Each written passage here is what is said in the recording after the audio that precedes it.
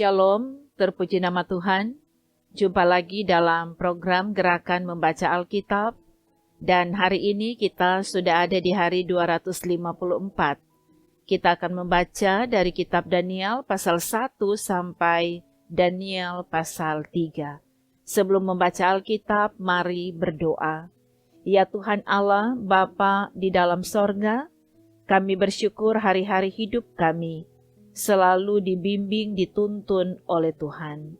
Dan saat ini kami, umat-Mu, telah siap untuk membaca firman Tuhan dari Alkitab.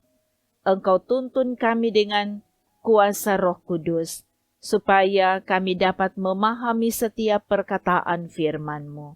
Terima kasih ya Tuhan, dalam nama Yesus kami berdoa. Amin. Saudara-saudara, mari kita ikuti pembacaan dari kitab Daniel pasal 1 sampai pasal 3. Pada tahun yang ketiga pemerintahan Yoyakim Raja Yehuda, datanglah Nebukadnezar Raja Babel ke Yerusalem, lalu mengepung kota itu.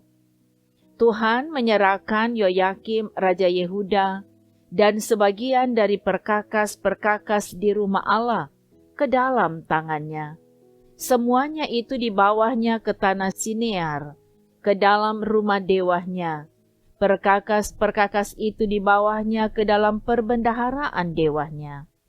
Lalu raja bertitah kepada Aspenas, kepala istananya, untuk membawa beberapa orang Israel yang berasal dari keturunan raja dan dari kaum bangsawan, yakni orang-orang muda yang tidak ada sesuatu cela, yang berperawakan baik, yang memahami berbagai-bagai hikmat, berpengetahuan banyak, dan yang mempunyai pengertian tentang ilmu, yakni orang-orang yang cakap untuk bekerja dalam istana raja, supaya mereka diajarkan tulisan dan bahasa orang Kasdim. Dan raja menetapkan bagi mereka pelabur setiap hari dari santapan raja dan dari anggur yang biasa diminumnya. Mereka harus dididik selama 3 tahun, dan sesudah itu mereka harus bekerja pada raja. Di antara mereka itu ada juga beberapa orang Yehuda, yakni Daniel, Hananya, Misael, dan Asaria. Pemimpin pegawai istana itu memberi nama lain kepada mereka. Daniel dinamainya Beltsasar, Hananya dinamainya Sadrak, Misael dinamainya Mesak, dan Asaria dinamainya Abednego. Daniel berketetapan untuk tidak menajiskan dirinya dengan santapan raja dan dengan anggur yang biasa diminum raja. Dimintahnyalah kepada pemimpin pegawai istana itu supaya ia tak usah menajiskan dirinya. Maka Allah mengaruniakan kepada Daniel kasih dan sayang dari pemimpin pegawai istana itu. Tetapi berkatalah pemimpin pegawai istana itu kepada Daniel, "Aku takut kalau tuanku raja yang telah menetapkan makanan dan minumanmu berpendapat bahwa kamu kelihatan kurang sehat daripada orang-orang muda lain yang sebaya dengan kamu, sehingga karena kamu aku dianggap bersalah oleh raja." Kemudian berkatalah Daniel kepada penjenang yang telah diangkat oleh pemimpin pegawai istana untuk mengawasi Daniel, Hananya, Misael, dan Asaria, "Adakanlah percobaan dengan hamba-hambamu ini selama 10 hari, dan biarlah kami diberikan sayur untuk dimakan dan air untuk diminum. Sesudah itu bandingkanlah perawakan kami dengan perawakan orang-orang muda yang makan dari santapan raja. Kemudian perlakukanlah hamba-hambamu ini sesuai dengan pendapatmu." Didengarkannyalah permintaan mereka itu, lalu diadakanlah percobaan dengan mereka selama 10 hari. Setelah lewat 10 hari, ternyata perawakan mereka lebih baik dan mereka kelihatan lebih gemuk daripada semua orang muda yang telah makan dari santapan raja. Kemudian penjenang itu selalu mengambil makanan mereka dan anggur yang harus mereka minum, lalu memberikan sayur kepada mereka. Kepada keempat orang muda itu Allah memberikan pengetahuan dan kepandaian tentang berbagai-bagai tulisan dan hikmat. Sedang Daniel juga mempunyai pengertian tentang berbagai-bagai penglihatan dan mimpi. Setelah lewat waktu yang ditetapkan raja, bahwa mereka sekalian harus dibawa menghadap, maka dibawalah mereka oleh pemimpin pegawai istana itu ke hadapan Nebukadnezar. Raja bercakap-cakap dengan mereka dan di antara mereka sekalian itu tidak didapati yang setara dengan Daniel, Hananya, Misael, dan Asaria. Maka bekerjalah mereka itu pada raja. Dalam tiap-tiap hal yang memerlukan kebijaksanaan dan pengertian, yang ditanyakan raja kepada mereka, didapatinya bahwa mereka 10 kali lebih cerdas daripada semua orang berilmu dan semua ahli jampi di seluruh kerajaannya. Daniel ada di sana sampai tahun pertama pemerintahan Kores. Pada tahun yang kedua pemerintahan Nebukadnezar, bermimpilah Nebukadnezar.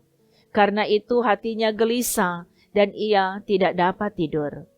Lalu raja menyuruh memanggil orang-orang berilmu, ahli jampi, ahli sihir, dan para kasdim untuk menerangkan kepadanya tentang mimpinya itu.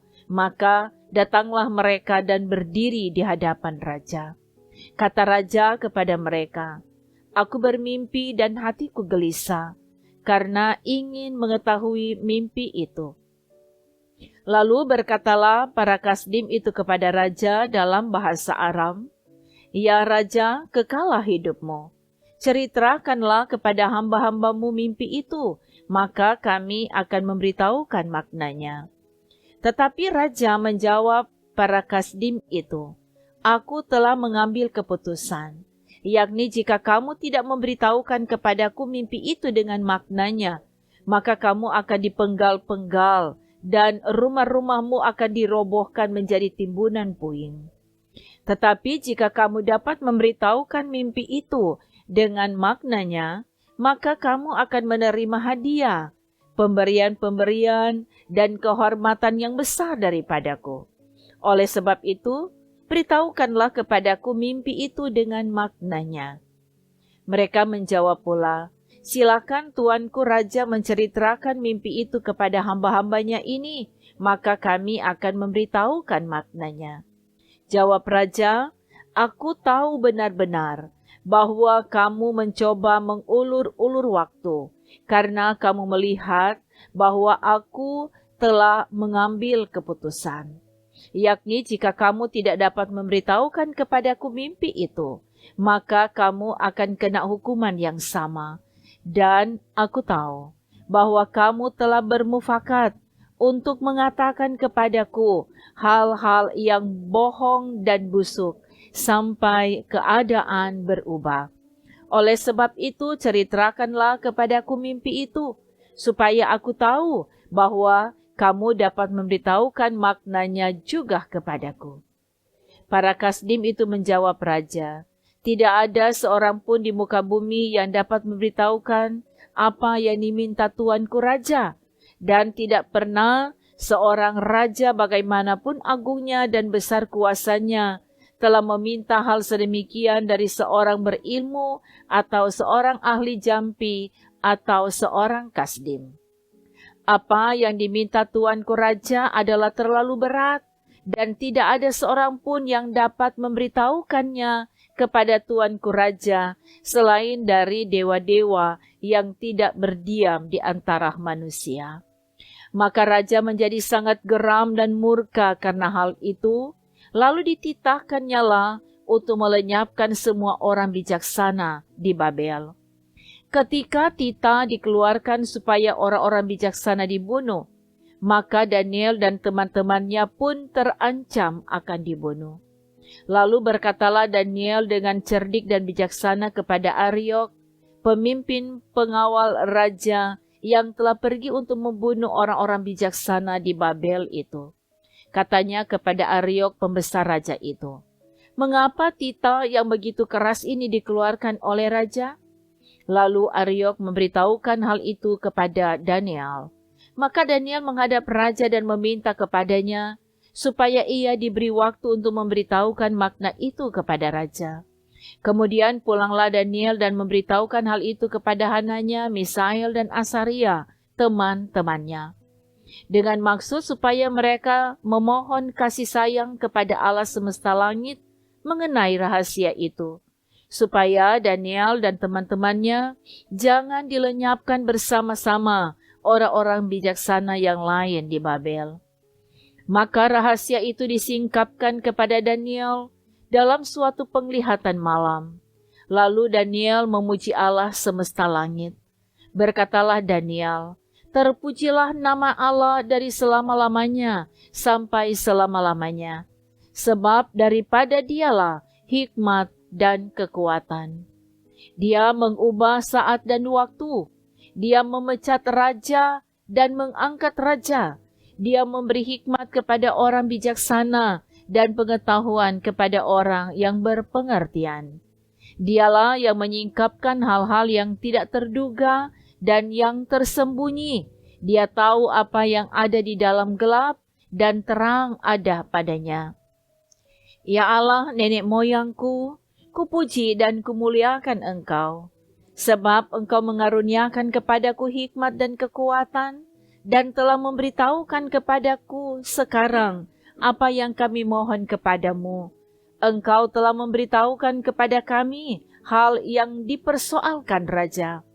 Sebab itu pergilah Daniel kepada Ariok yang telah ditugaskan raja untuk melenyapkan orang-orang bijaksana di Babel.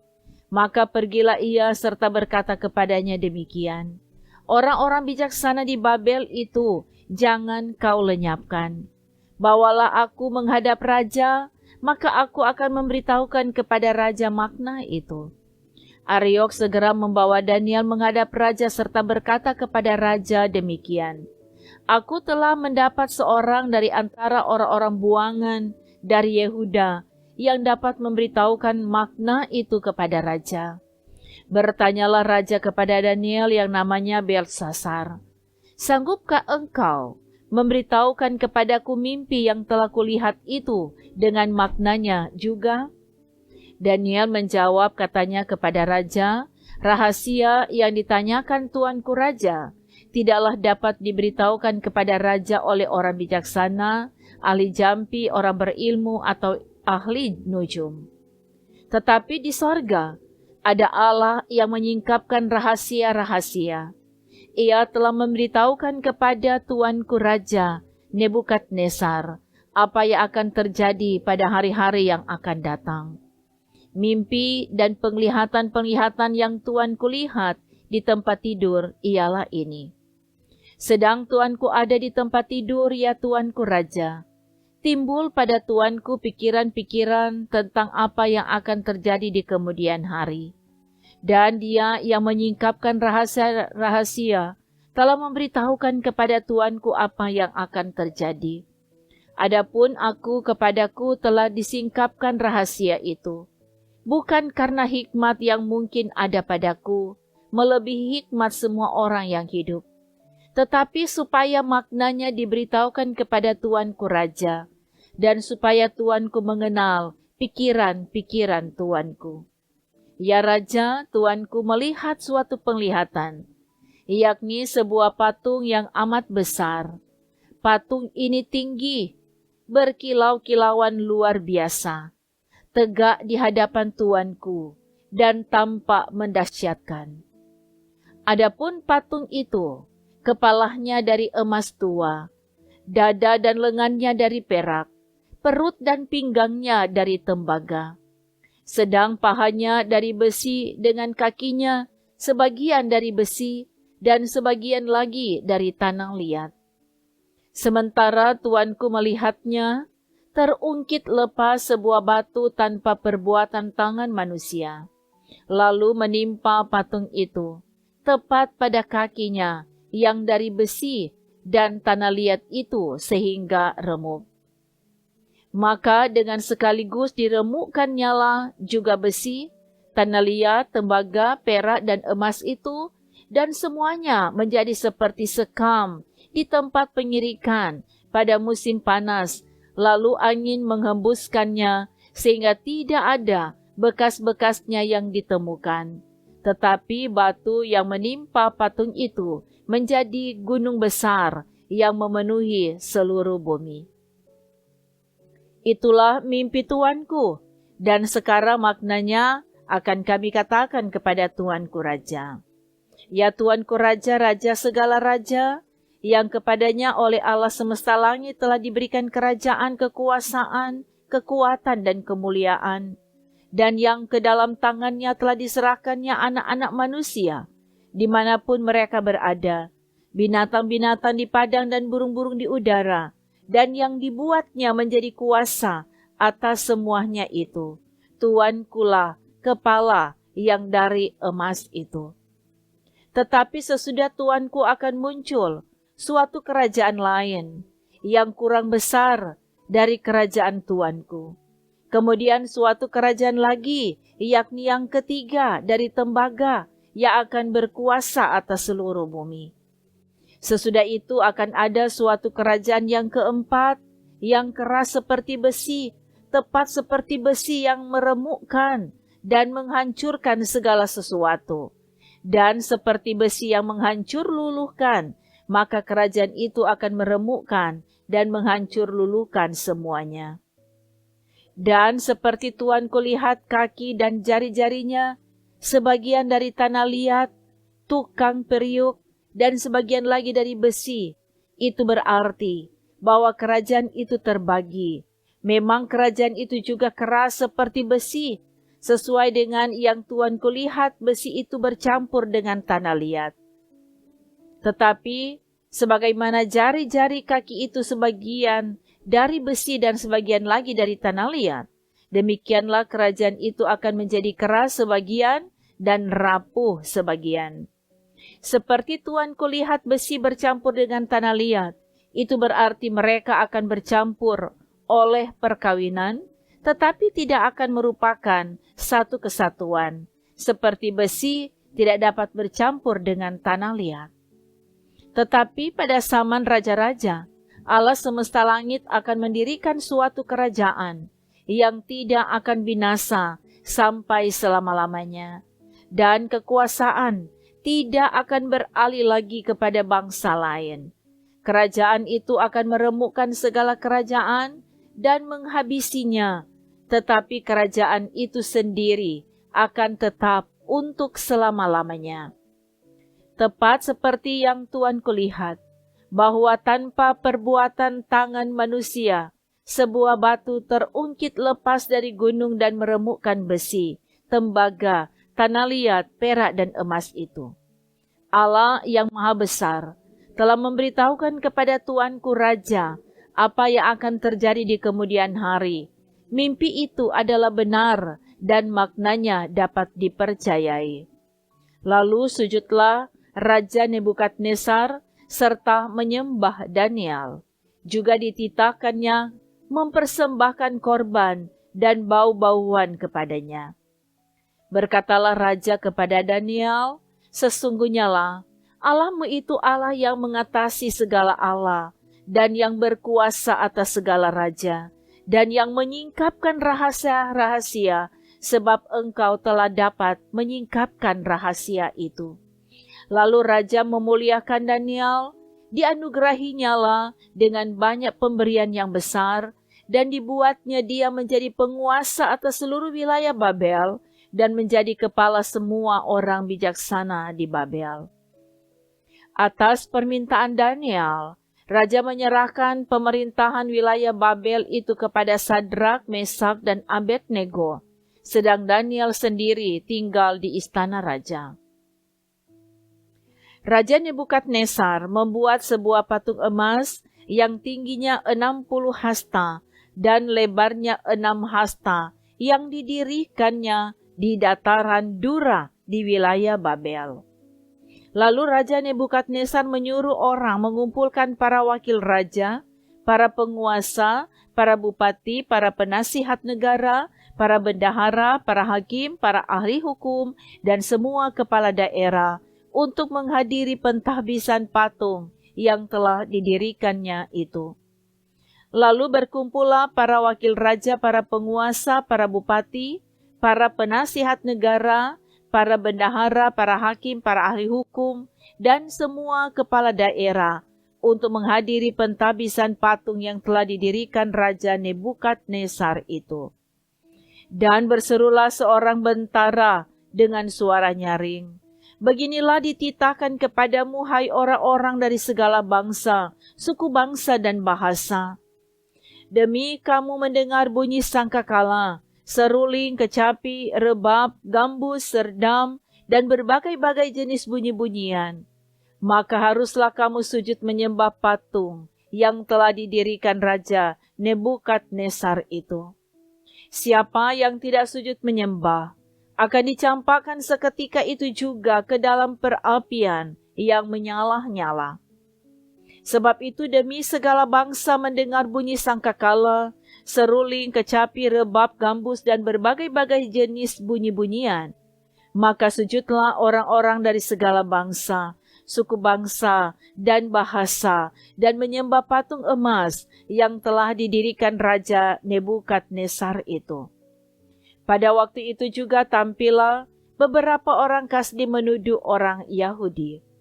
Berkatalah mereka kepada Raja Nebukadnezar, "Ya Raja, kekalah hidup tuanku. Tuanku Raja telah mengeluarkan titah bahwa setiap orang yang mendengar bunyi sangkakala, seruling, kecapi, rebab, gambus, serdam, dan berbagai-bagai jenis bunyi-bunyian harus sujud menyembah patung emas itu. Dan bahwa siapa yang tidak sujud menyembah akan dicampakkan ke dalam perapian yang menyala-nyala. Ada beberapa orang Yahudi yang kepada mereka telah Tuanku berikan pemerintahan atas wilayah Babel, yakni Sadrak, Mesak, dan Abednego. Orang-orang ini tidak mengindahkan titah Tuanku, ya Raja. Mereka tidak memuja dewa Tuanku dan tidak menyembah patung emas yang telah Tuanku dirikan."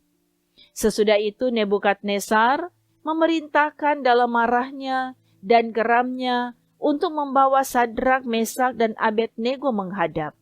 Setelah orang-orang itu dibawa menghadap raja, berkatalah Nebukadnezar kepada mereka, "Apakah benar, hai Sadrak, Mesak, dan Abednego, bahwa kamu tidak memuja dewaku dan tidak menyembah patung emas yang kudirikan itu? Sekarang jika kamu bersedia demi kamu mendengar bunyi sangkakala, seruling, kecapi, rebab, gambus, serdam, dan berbagai-bagai jenis bunyi-bunyian, sujudlah menyembah patung yang kubuat itu. Tetapi jika kamu tidak menyembah, kamu akan dicampakkan seketika itu juga ke dalam perapian yang menyala-nyala. Dan dewa manakah yang dapat melepaskan kamu dari dalam tanganku?" Lalu Sadrak, Mesak, dan Abednego menjawab Raja Nebukadnezar, "Tidak ada gunanya kami memberi jawab kepada Tuanku dalam hal ini. Jika Allah kami yang kami puja sanggup melepaskan kami, maka Ia akan melepaskan kami dari perapian yang menyala-nyala itu dan dari dalam tanganmu, ya Raja. Tetapi seandainya tidak, hendaklah Tuanku mengetahui, ya Raja, bahwa kami tidak akan memuja dewa Tuanku dan tidak akan menyembah patung emas yang Tuanku dirikan itu." Maka meluaplah kegeraman Nebukadnezar. Air mukanya berubah terhadap Sadrak, Mesak, dan Abednego. Lalu diperintahkannya supaya perapian itu dibuat 7 kali lebih panas dari yang biasa. Kepada beberapa orang yang sangat kuat dari tentaranya dititahkannya untuk mengikat Sadrak, Mesak, dan Abednego dan mencampakkan mereka ke dalam perapian yang menyala-nyala itu. Lalu diikatlah ketiga orang itu dengan jubah, celana, topi, dan pakaian-pakaian mereka yang lain, dan dicampakkan ke dalam perapian yang menyala-nyala. Karena titah raja itu keras, dipanaskanlah perapian itu dengan luar biasa, sehingga nyala api itu membakar mati orang-orang yang mengangkat Sadrak, Mesak, dan Abednego itu ke atas. Tetapi ketiga orang itu, yakni Sadrak, Mesak, dan Abednego, jatuh ke dalam perapian yang menyala-nyala itu dengan terikat. Kemudian terkejutlah Raja Nebukadnezar, lalu bangun dengan segera, berkatalah ia kepada para menterinya, "Bukankah tiga orang yang telah kita campakkan dengan terikat ke dalam api itu?" Jawab mereka kepada raja, "Benar, ya Raja." Katanya, "Tetapi ada 4 orang kulihat berjalan-jalan dengan bebas di tengah-tengah api itu. Mereka tidak terluka, dan yang keempat itu rupanya seperti anak dewa." Lalu Nebukadnezar mendekati pintu perapian yang bernyala-nyala itu, berkatalah ia, "Sadrak, Mesak, dan Abednego, hamba-hamba Allah yang maha tinggi, keluarlah dan datanglah kemari." Lalu keluarlah Sadrak, Mesak, dan Abednego dari api itu. Dan para wakil raja, para penguasa, para bupati, dan para menteri raja datang berkumpul.